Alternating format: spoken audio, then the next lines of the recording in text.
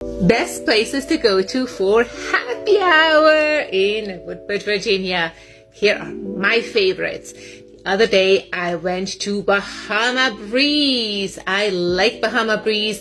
It always has great drink options. They do have an outside area. They do have music in the summer, which is really, really nice.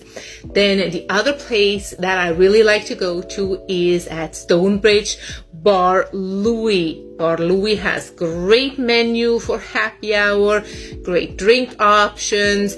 Their food options, appetizers are always delicious. Then I do like to go to Occoquan. I like to go to Secret Garden.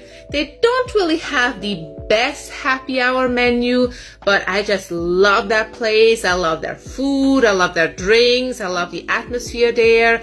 I love the location. Love everything about it. Just really, really nice place there. There's more restaurants to go to, of course, but those are some of my top favorites in the area. What are yours? Let me know.